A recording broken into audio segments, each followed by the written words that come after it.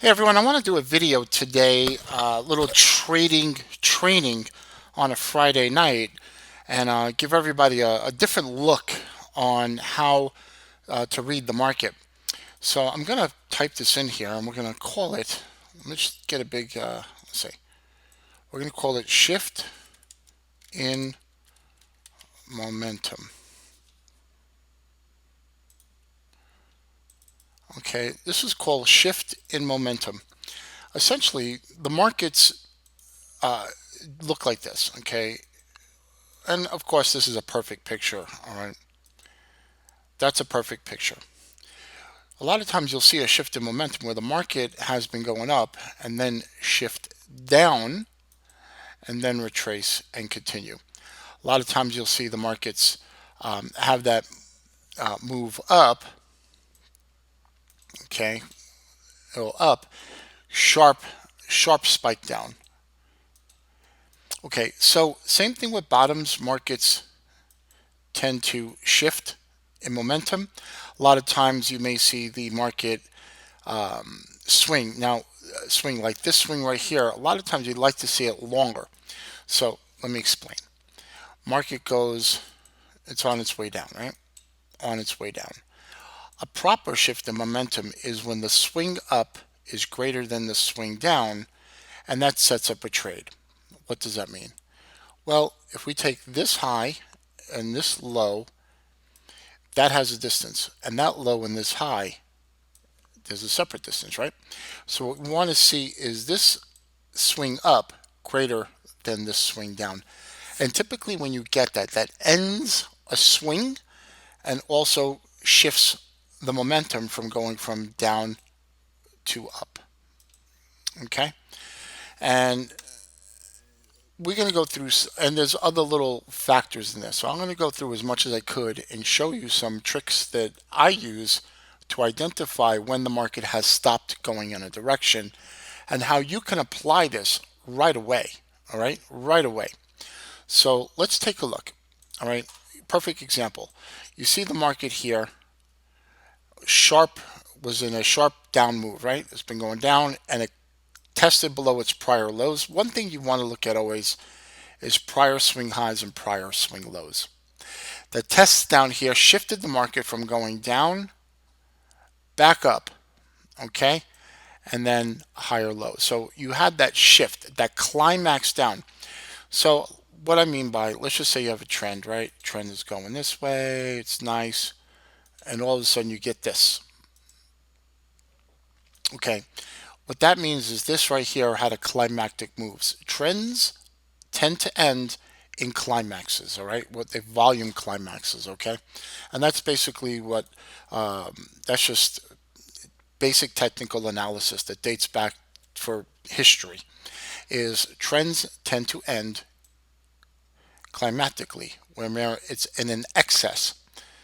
So you also look at prior swing lows and prior swing highs. The fact that they snapped back up now says to you, wow, market found support down here, found support down here, has shifted back up, and that first retracement down, you want to look to buy it. Your risk goes here. All right. So depending on how many pips that is, all right, will determine your risk. Okay, and that equals pips, and you divide that and you add up your risk. So if you want to risk 3%, 4%, 5%, whatever it is on your account, you have to take the distance from here to here and you calculate it out in terms of risk. All right. So, but that's not the purpose of this video. The purpose of the video is to show you that looking at the end of swing and shifts in momentum, now typically that leads to a trendier type of environment. Let's continue to look and see what we find. All right. Here's another one. You see this shift. Market shifted going from up to down. You see that? Bounce, small retest. Fine. Okay, here, market shifted down, big move up. There's nothing you can do with that. Nothing. You don't want to chase the market up into the moon either. We have to be realistic about it. All right. And not every swing this is going to happen, but at least you'll have a tool in your belt to look at further opportunities in the future that you may not have seen in the past. Here is a perfect shift in momentum. This right here is a perfect shift in momentum. So let's take a look. Markets going down, and then that climactic move down, right? Ends the swing. Also, you can see there was major support down here, right? Then the market shifted back up, and this move up was greater than this move down. Then you're looking to buy that pullback, and your risk is down here. Okay? That's called a shift in momentum. That right there, that basically that turn right there shifts and says, okay, market has stopped going down, market wants to go up, and that first retracement down. What I like to do, okay, and that brings me to the next point. I like to look at Fibonacci. All right, I just like to look at Fibonacci. And if you look at some of my work on the videos, the academy, you can take a look at some of that. But a lot of times you'll get that 50 to 618 retracement. Even if it comes down a little bit further, that's okay. Your risk is down here. All right, your risk is always below. Now, what if here? Let's just take a look. Okay, let's just take a look and see how many pips are here. Okay, you got 35 pips. Okay, so if you're doing a mini lot, 35 bucks. If you have $1,000 in your account, hypothetically, you did a mini lot. That's 35 bucks. That's 3.5%. Keep it simple. All right. If you had 500 bucks in your account and you had 35 pips, all right, you do a half a mini. It's still 3.5%. However you want to adjust it, whether it's 5%, 2%, 1%, the fact is you look at these zones to pull back 50, 618. Sometimes you may even get a pullback as deep as a 786, but most of the time I like to see that 50 to 618. That's real nice. Okay, it's not perfect, it's not always going to happen, and then you always get that reaction back in your favor.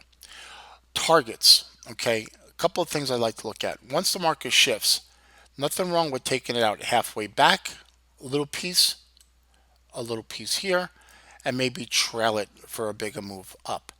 Okay, depending on how big your account size is, you put your initial buy is here, your initial stop is here, right below that.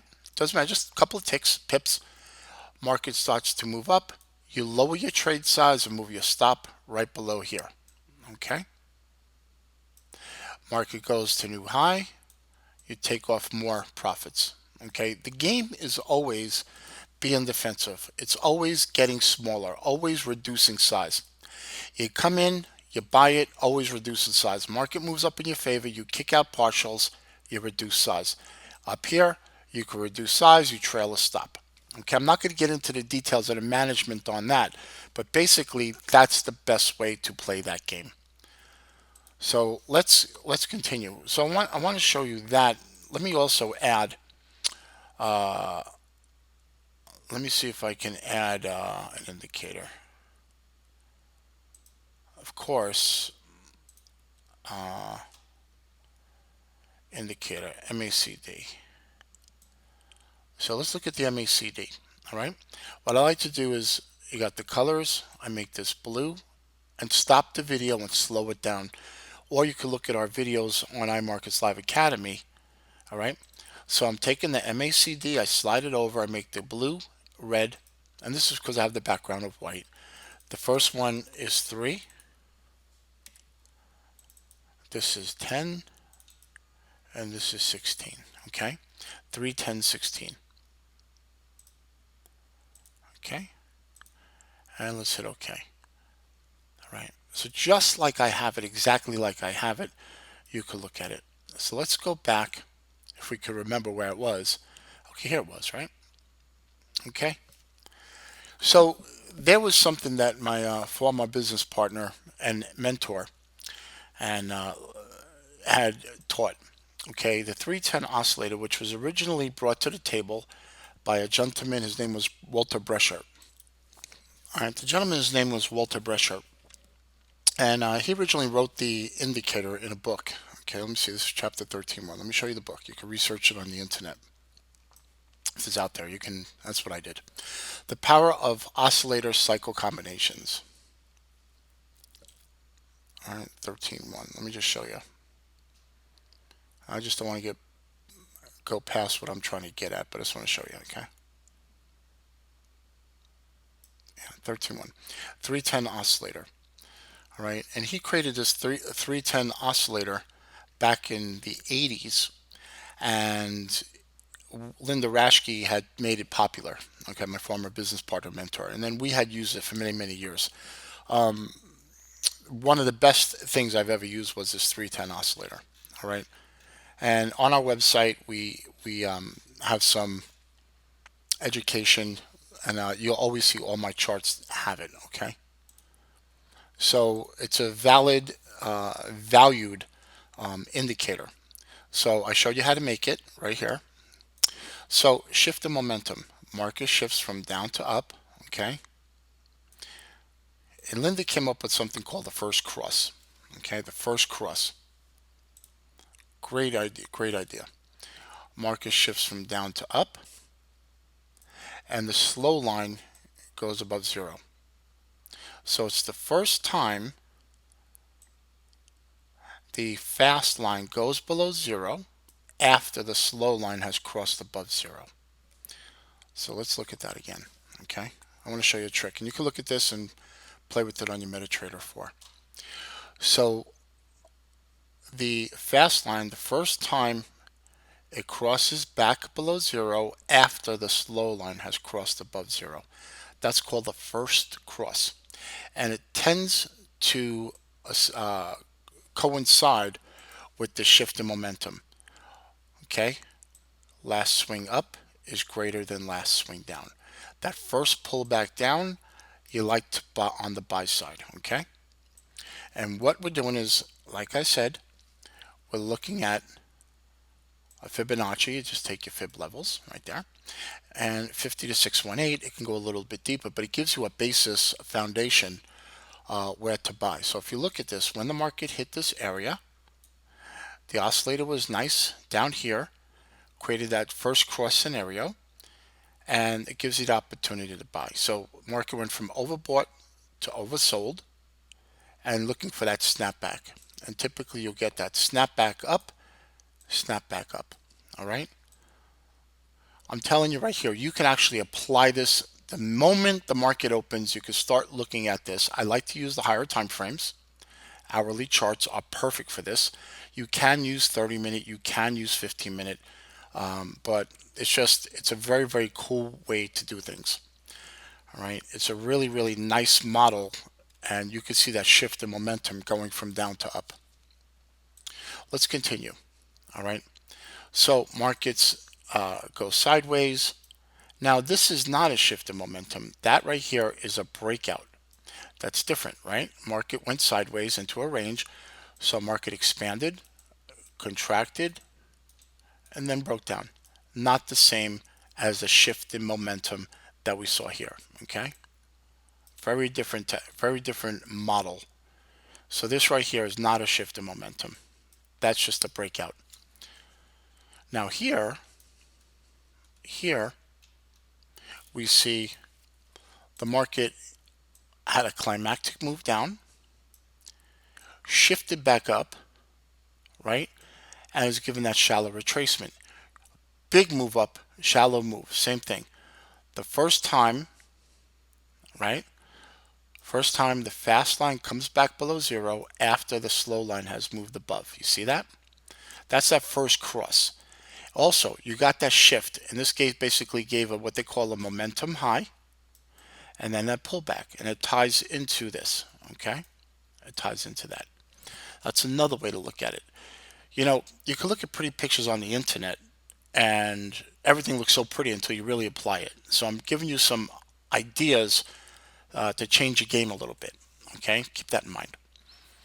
So these are not shifts in momentum. This is all not. Okay, let's continue to see what else we got out there. And like I said, it's not going to happen all the time, but when it does, you're ready. Okay. Example. Market finished, shift in momentum, but it kept going. You can't do anything about that. You just have to leave it alone. Not a big deal. All right. Be real about it. Let's continue. Now, if you guys have learned and watched the videos we have on iMarkets Live Academy, you'll see that I always speak about the market going in waves, right? Elliott wave. Look up the Elliott wave video, all the harmonics, the market geometry. I always talk about Elliott wave, and the market moves in 5 waves: 0, 1, 2, 3, 4, 5, right? Always speak about it in my videos. So here, okay, here, if you look at it, the market went down, completed that 5th wave, shifted back up, and gave the retracement.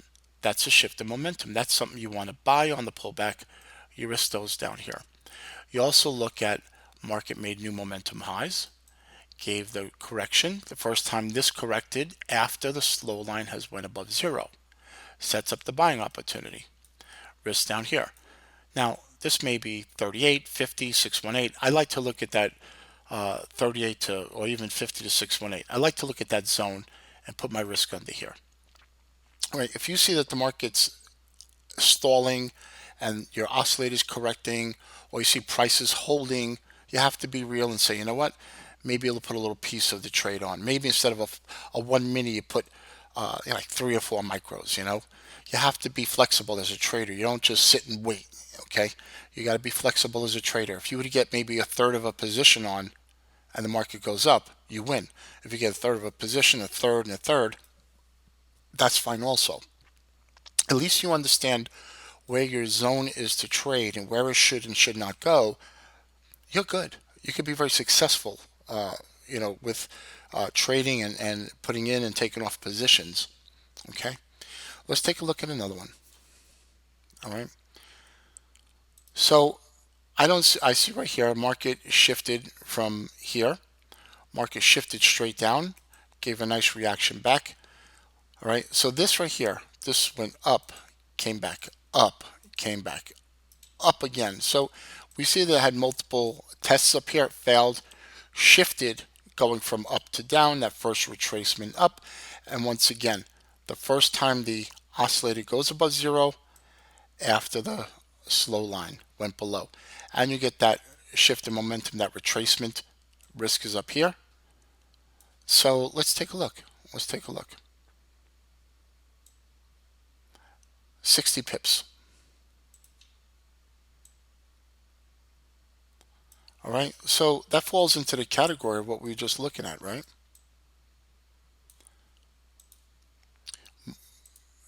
Move down was greater than the last move up. You have that failed action up here.